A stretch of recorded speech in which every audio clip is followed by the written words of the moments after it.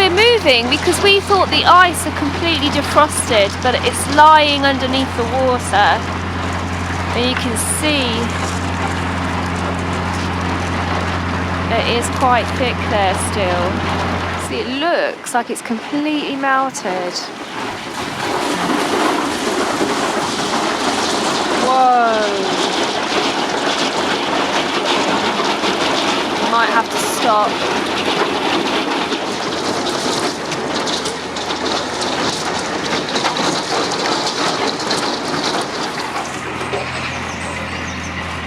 And then it goes quiet. Oh, that was lovely. It's lovely now to hear the peace. So we have finally managed to leave the spot near the Cadbury Nature Reserve, stuck there in the ice for over a week, and now we're heading towards where we wanted to get initially before we got stuck in the ice. We are heading towards Bournville, the place of chocolate, the home of Cadbury's and chocolate.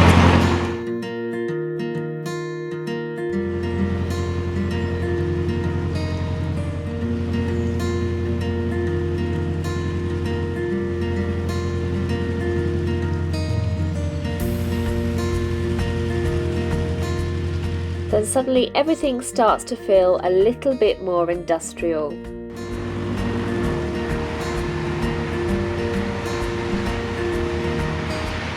What I've noticed about Birmingham so far is even though we're coming into the city, there's still so many green spaces and parks.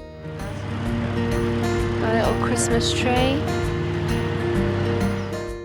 And I just love how they've painted their mushroom vents as actual fly agaric mushrooms. That's gorgeous. So just gonna see if I've got any logs at Lyons Boatyard.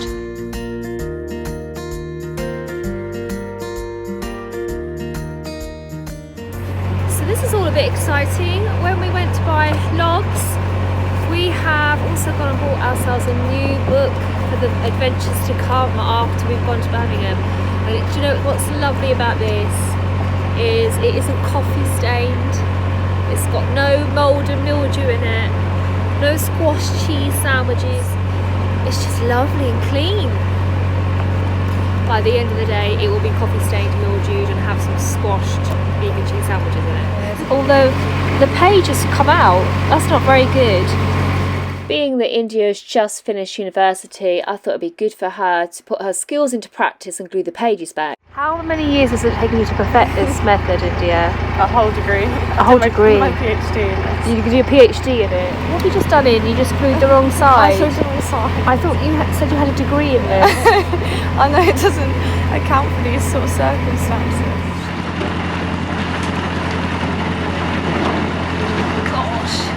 As soon as we are ice free, we are going to give Alice Grace some tender loving care because the winter's really taken its toll on her this year.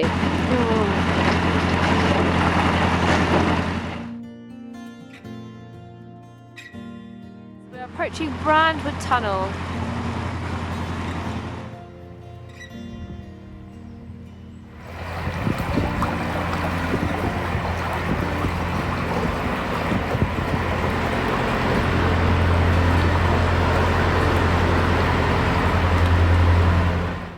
So there isn't a towpath here, so these handrails would have been used to pull the boats through. But narrowboats might well have double-breasted so that their boats could be legged through this tunnel as well. But the horses walked over the hill above.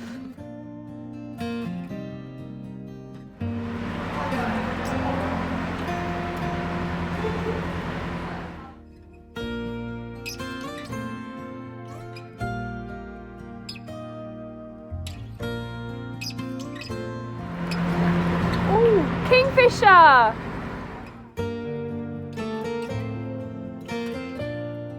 Now this is believed to be the head of a Mr. Hancock who had a close connection to the promotion and building of this canal. It's not the head of William Shakespeare, which apparently is a common misconception. So the next thing we're looking out for is the guillotine lock of King's Norton. That's a really interesting lock to point out to you, so we'll look out for it.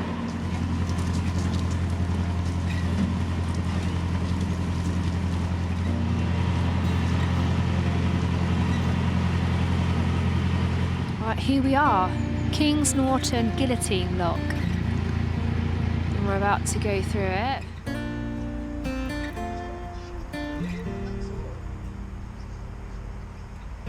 So at this junction, the Stratford-upon-Avon Canal meets the Worcester and Birmingham Canal. And in the days of the working boats, canal companies used to be really concerned with any water being lost from their own canal. So this stop lock basically stopped the flowing of water from one canal into another.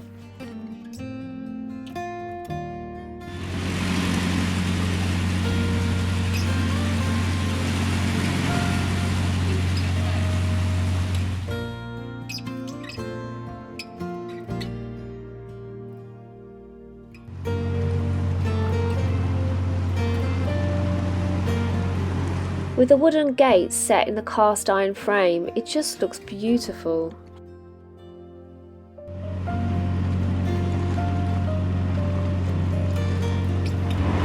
we are making a turn. Oh my goodness.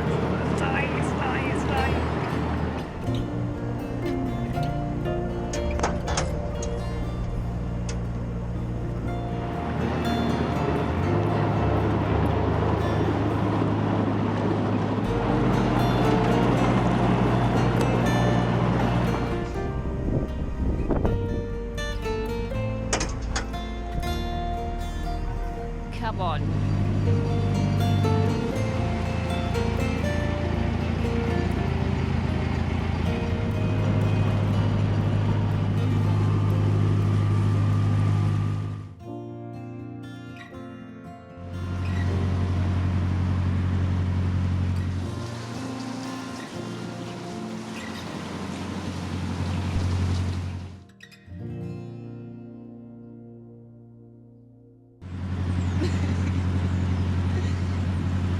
Well, even though that was a short journey, it seemed to be action-packed. But look, we can see the purple railings now. That must mean that we are in Cadbury's land. So, you can see there's a tiny little gap that we're just going to poke the bow in. And we're going to see if we can hook the centre line up to the railings or something like that.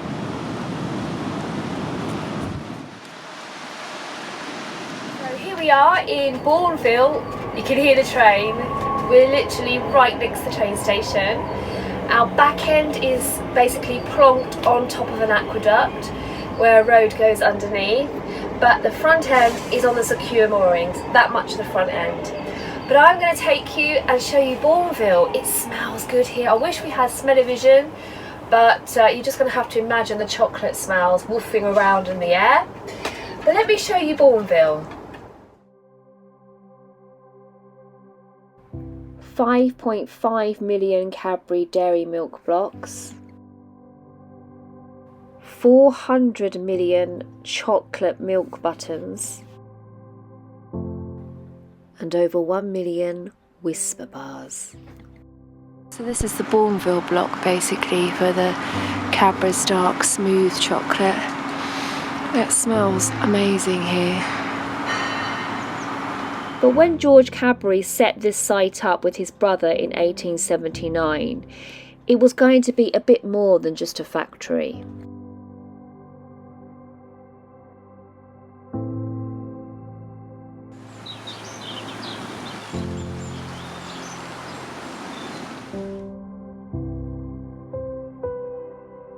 The houses overlooking it are just gorgeous.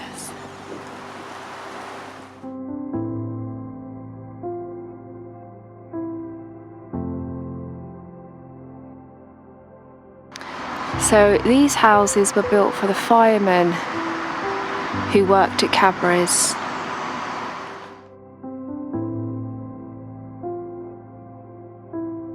And these houses were built to be seen from the railway.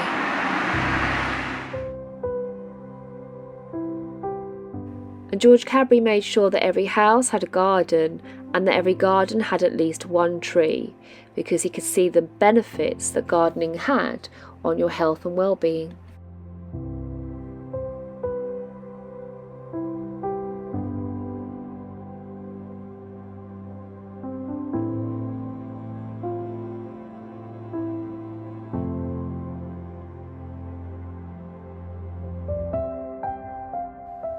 and also the adults were given time off work to go to continuation school.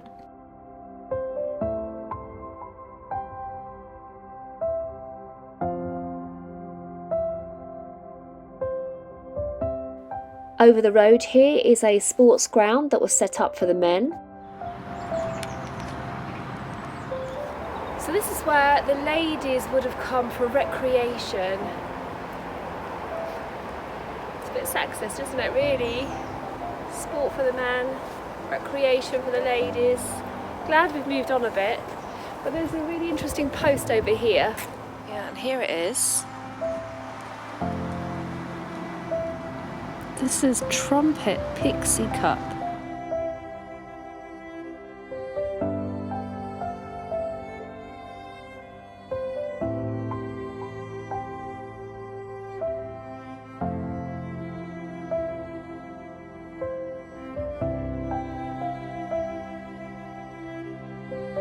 That's a really prickly leaf. You can tell we're in Cadbury as well. That tree looks like a flake.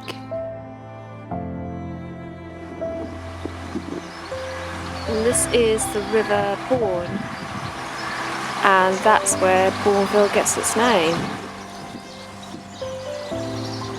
So, what do you think of Bourne Brook? Do you like it here?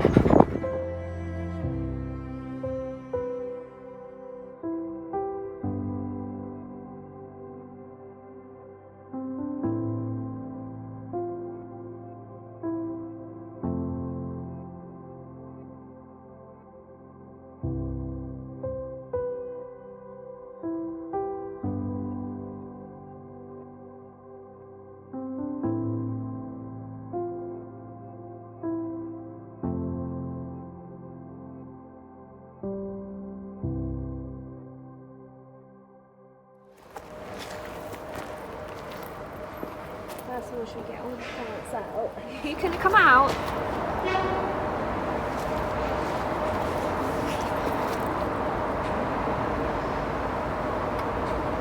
And then, ready? So George Cadbury said that gardening was good for you, and Alice Grace definitely needs a bit of a makeover, so I'm going to try to make the garden a bit better than it currently looks. Okay, that big box doesn't move, so I'm going to have to clean around it. So this is exciting. I think I've got onions. I think they're onions.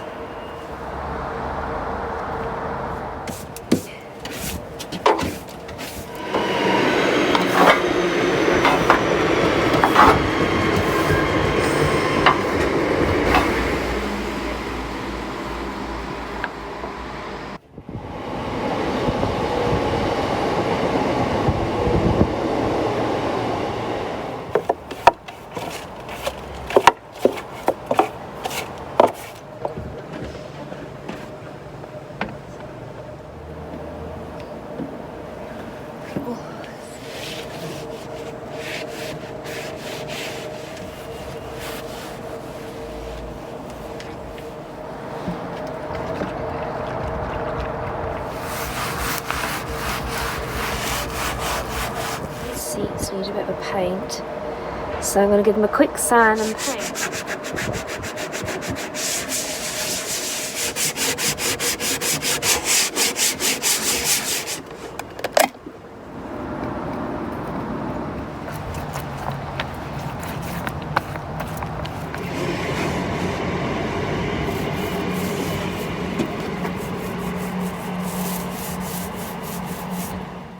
Now, instead of seeing the shiny new seats, all I can see is dirty old floor that needs repainting.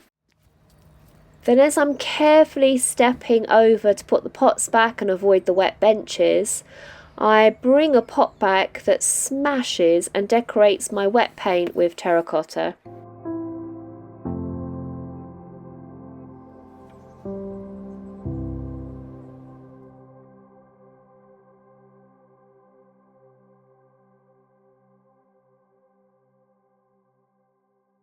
What's your doggy called? What's he called? Yeah. Telford. Oh, Telford, of course it's called Telford. good little boy. Yeah, he is a good little boy, look. So where are you off to now? Back down to Stratford. Did you get logs, Seth? Did we buy 2 logs? 2 bags of logs. There we go. Did you give Telford one of your dentist sticks? That's very kind of you.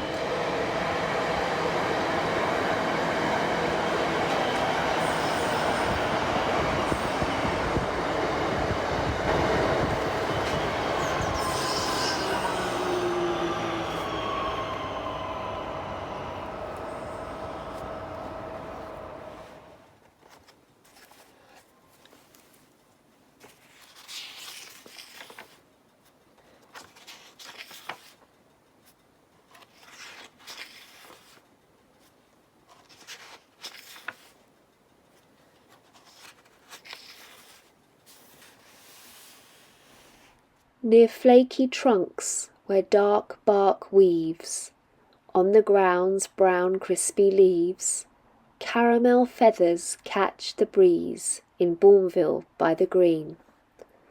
And lichen trumpets' soft fanfare send sugary swaths through the air, a sweet treat for the pixies there in Bournville by the green. And as carillon chimes her notes, chalk ice waters slice the boats, paint pills unwrapping from their coats that once were smooth and sheen, like Bournville by the green.